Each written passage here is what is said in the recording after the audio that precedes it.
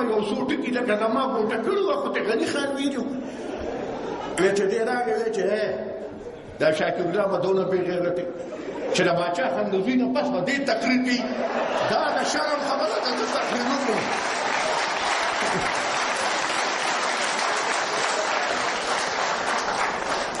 نو ما ته همدغه مسله ده چې کومې نقطې مې ځان نه راغونډې کړې وې اول په ستاسو سیکرټري صاحب راغی او هر یو کس به یې زه څه نه ویم هر یو به یې زه څه نه ویم خبره به یې پوره کوله ما د قصده په دې طریقه دا تقریر ځکه شروع کړ چې حقیقتا د آخریني دوو شاعرانو زم ډېر سخت بېسوره کړي وم او تاسو یې هم ډېر سخت بېسوره کړي وی او ځکه مې دا ووایي چې دونه ورته ووایم چې اوس هم په هغه پښتنه خاوره کې داسې خلک شته چې په دې حالاتو کې مغي خاندي او په دې حالاتو کې مغي خوشحاله وي زه ولې خفه شم بنیادي خبره خو دغه ده زه خو هر چا ته وایم بلا خوف تردید وایم که د چا په پلار کې ایماني تردید یې وکړي بې د عوامي نیشنل پارټۍ نه په پاکستان کې یوې پارټۍ سره سیاسي پروګرام شته نه سیاسي پروګرام یوازې تاسو سره ستاسو که یا چې ما دلته یو ځل تاسو ته تقریر کوو د نن درې څلور کاله مخکې تاسو ته مې دا ویلي چې موږ خوش قسمته یو چې موږ د خپلو مشرانو منزل هم ښولی دی او هغې منزل ته د رسېدو لارې هم راته ښولی ده خلک اوس لګیا دي څوک ځان له منزل لټوي او څوک ځان له لارې لټوي خو زه نن رښتیا خبره دا ده نن به ځان ته هغه تقریر را مخکې کوی کوم چې ولي خان کړو چې کله د باچا خان بابا مرکز افتتاح کوله تاسو به کتلي چې هغه تقریر کې شروع یې د دې نه وکړه چې پښتنو وایي زه نن نصیحت کولو له تاسو له نیم راغلی زه نن تاسو ته وصیت کوم او زما خیال چې په مرکز کې دنه او که بارو که نر او که ښځه وم هېڅوک داسې نه پاتې چې د هغې د سترګو نه دې اوښکې نه تلې خو هغې تقریر ته چې نن کوم وصیت ورته ولي خان ویلو او وصیت یې مونږ ته کړو ناسو بېګا له لاړ شئ کښېنئ نېټ ته شته په یوټیوب باندې هغه تقریر وایېری نن بیا چې وایېری هغې کې لومبي وصیت د ولي خان چېرې زما د خاورې شناخت به وي او که نه وي زما نوم به ما ته میلاویږي او که زما نوم به ما ته نه میلاویږي نن موږ د هغه بچي موږ په چتو سترګو باندې فخر باندې ورته دا ویلي شو چې بابا دغه یو وصیت چې ستا و دا موږ پوره کړه که خیر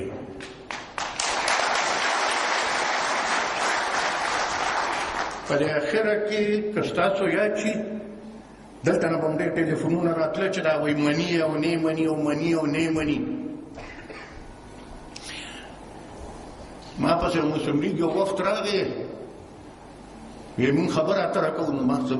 کېناستم ویې چې سیاسي خبره کوو نو ما ورته وخندل مې چې زه خو نن سیاستدان نه یم زه خو نن دلته کاروبار والا سړی ناست یم بزنس کوو هغوی راته خپله بزنس کې مې نه څه مسپینه خبره درته کوم ستا یو شی پکار دی زما قیمت پکار دی ما له قیمت را ته چې څه کې هغه کوه خو ما له به زما قیمت راکې نو یې هغه څه قیمت دی نو مې هغه قیمت دی چې په ولي باغ کې ته راغلې او تا ولي خان سره یو واده کړې وه هغه واده نن هغه مړ دی خو هغه واده به ته پوره کړې خیر خبره اخره دی له راځه چې یاره وې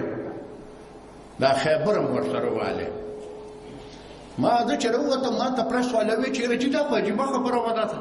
دا خیبر پښتونخوا د کوم ځای نه راغی خو ساده پښتونخوا وه ما ورته یاره دا ظالمان خو یا بازار ته چې ځي شاپینګ نه یا دوبۍ ته ځي او یا لنډن ته ځي ما هلته چې اکثر دا سیلونه وینئ دوی چې بای ون ګیټ ون فری نو موږ چې پښتونخوا غوښته دوی په فری کې راله ورسره خیبر هم راکړ نو زه یې ولې انکار وکړم چې خیبر دې ماله راکړئ او دویمه خبره ده چې که زما د صوبې هغه پخواني نوم راوالی شمال مغربي سرحدي صوبه چا به ورته دا وي ټولو به ورته صوبه سرحد وي ټیک ده دی د مالي وګت کې نو زه ځان له لنډو زور د پښتونخوا وایم که د چا پیړو چې وي نه درته ډېرې پیړو وي چې مې نه خوښ نو نه به وایم ورسره دا دویم ټکي یو دغه وصیت د ولي خان دویم هغه وصیت چې بیا وګورئ نو مخکې هغه ناره چې کومه به مونږ او تاسو په شریکه واله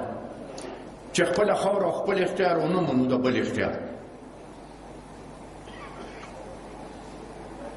دې کې به بنیاد چونه بتاو چې آیا زما په وسایلو به زما خپل اختیار وي او کنه زما به خپل اختیار ني هر ځل چې به مونږ دې سټیج ته رالو دلته زما خیال زه په لومبي ځل په بهان مې که راغلو 91 یا 92 هغه راغلو د هغه وخت به مونږ تاسو ته وایي چې بس زما د بچي د خولې نوړی ده او په دې د بل چا حق نه دا به زما د بچي خولې ته ځي او هر تقریر کې چې دلته راغلي نو تاسو ته هم دا خبره کړې ده ستاسو هم د ډېرو کسانو په اړه کې دا راغلي چې مړه خو د یو خبرې زده ده خو چې هر ځل راشي همدغه د نوړی خبره ده د نوړی خبره ده نن درله د مبارکي در کوم تفصیلات یې درته حیدر خان ووایي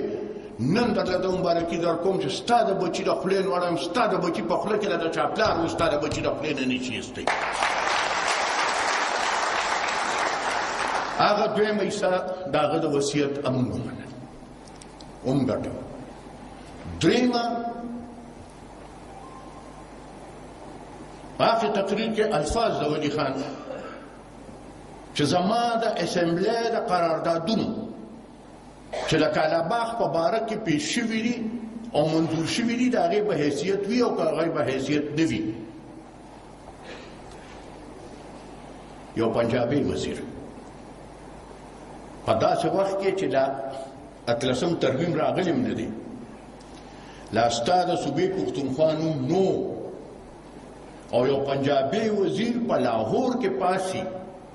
او په لاهور کې هغه دا وایي چې چونکې د سند او د پښتونخوا خلک کالاباغ نه مني لهذا مونږ کالاباغ ختم کړ د دې نه لویه ګټه زما دپاره بله کمه هغه د ولي خان د وصیت هغه په اړه هم مونږ پوره کړه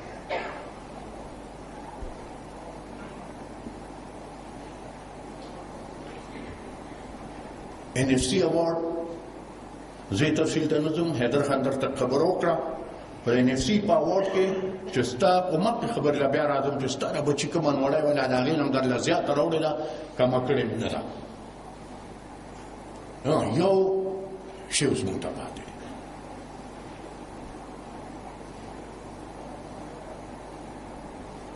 او هغه په خپله خاوره باندې امن راوستلی دی زه یو خواست کوم نن هم یو ملګري دغه خلکو ته طالبان وایي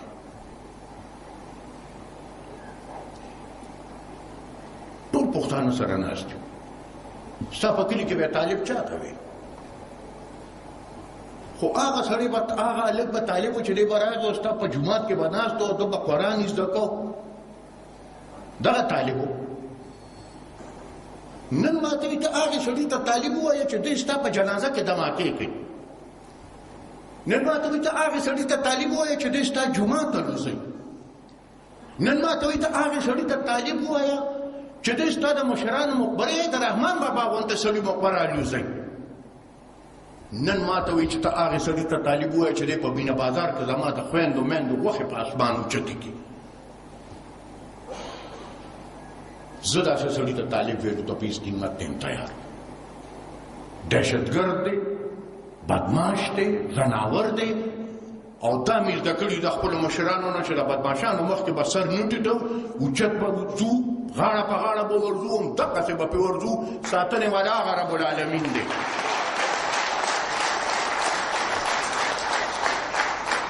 بلکل څنګه چې درته حیدر ووایي یو نقطه به زه حیدر نه راغی پاتې شوه ما خبره داسې ده چې هر انسان چې هغه ووایي چې زه د تشدد غندنه کوم هر انسان چې هغه ووایي چې زه د حکومت وقت قانون منم هر هغه انسان چې دی وایي چې زه به په دهشتګردۍ کې حصه نه علم څلورمه ورسره هغه وه چې هر هغه انسان چې هغه ماله دا تسلي راکوي چې زما خاوره به نه په پاکستان دننه او نه د پاکستان نه بهر د چا خلاف استعمالېږي په دهشتګردۍ کې زه تیار یم چې ورسره کښېنم او ورسره خبرې وکړم.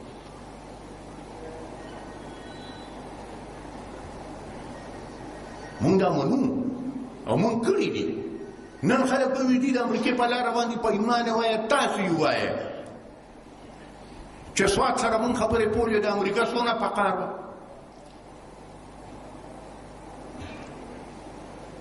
چې دوی ورسره مذاکرات شروع کړه حیدر خان دي ناراغي او نایب وزیرو هغه وخت به ډېر ته راته هغسې پټۍ ګیرې وه باوچر راغې ما پسې ورسره هغه د هغه وخت هغه سفیر هم وه وی تاسو به خبرې اترې نه کوئ مې مونږ یې کوو تاسو دا نظامیات نه شئ کولی مې مونږ یې کوو په خبرو کې چې سره ده بیخي داسې لاندې وتو مړه لکه چې دوه بنې لاندې وځي. ما ورته ویل زه ستا نه یو تپوس کوم که زه دلته نه جست وخېږم او زه درشم او زه تا ته ووایم په واشنګټن کې چې ته به په نیویارک په دې طریقه حکومت کې او په دې طریقه به نه کې تا ته به زه بېوقوف ښکارم او که به نه ښکارم نو په خندا شو ما ته دا خو ډېر په یو عجیبه طریقه تا ما ته بېوقوف ویل چې نه ما تا ته بېوقوف نه دي ویلې ما خپل ځان یاد کړی خو ما ورته زما خاوره ده زما خلک دی ما پرېږده چې زه په خپله طریقه باندې خپله خاوره را کنټرول کړم خو دا یو سړیتوب یې بیا منم چې کله نظامیه د لوټ شو او کله هغه عوام راپاڅېدل بیا د طالبانو خلاف د واشنګټن نه ما ته ټلیفون وکړ ما ته ویل سنګیار خان زه معافي ستانه غواړم چې په هغه ورځ مې تا سره جنګ کړو ځکه چې نن ما ته ثابته شو چې ته په صحیح لاره وې او موږ په غلطه لاره. نو موږ هغه وخت کې هم دا پروا نه ده کړې چې څوک به خفه کېږي او څوک به خوشحالېږي چې څوک خبرې اترو ته ناست دي موږ ورسره ناست یو موږ ورسره خبرې اترې کړي دي او موږ یې ورسره کوو خو لکه ما چې درته وویل دغه څلور شرطه دي دغه څلور شرطه به اول مني چې یاره پیمانې وایي چې تاسو دلته ناست چې په ورځ کې یو ځل کور سره خبرې نه شوي زړه م تسلي کوي او چې خبرې وکړي نو پیمانې وایي چې د لوی ماشوم د هر یو تپوس کوي او که نه کوي چې تر کومه پورې دا حالات دي نو زه چا سره کښېنم ګوره دا نمی افتخار زوی چې شهید شو حیدر خان هم هغه میټینګ کې ناست و ملګري ډېر ګرم و هغه یو ما ته یاره خان بس وی په بل څه نه کېږي ته اعلانې جنګ وکړه نو مې ورته کتل مې ورته چې ته خو عجیبه سړی ما ته دوه کسان وښیه چې دغه دوه ستا دشمنان دي نو زه به اعلانې جنګ وکړم چې هلکه ورځی په دې باندې خو موږ خو په یو داسې جنګ ورغلي یو چې ما دشمن پېژني خو زه خپل دشمن نه پېژنم که ما خپل دشمن پېژندې نو ما سره به یې دغه لوبې خو نه کولې خو بس هغه ذات دی دا زمونږ یو ایم پي و د پېښور علمزیب خدای دې وبخي علمزیب ما سره بلکل داسې په دا زما کورسۍ به را سره کورسۍ باندې علمزیب ناست و چې کله په ما باندې حمله وشوه او د هغې سړي هغه غوښه او وینې په علمزیب پرېوتې خو دونه زخم پرې رانغی ځکه چې هغه وخت یې نه وه پوره او په دغه ورځ د خپل کوره راووتو چې موټر دروازې له ګوتې ولوړې نو لاړ بچی چې کوم ځای پوره کړي بس هلته یې پوره کړي دا نه پټېږي ټیک ده دا منم چې سخته ده زه د عابد صاحب دی په درد هم پوهېږم او د هغې اصل کې دا چلې د شاعر ژبه کې چې کوم خوند یې هغه زمونږ ژبه کې خو نه هغې یې چې راته په خپله ژبه ووایي هغه تاسو ته زیات اپیل کوي په ځای د دې چې مونږ یې درته وایو خو د قومونو پښتو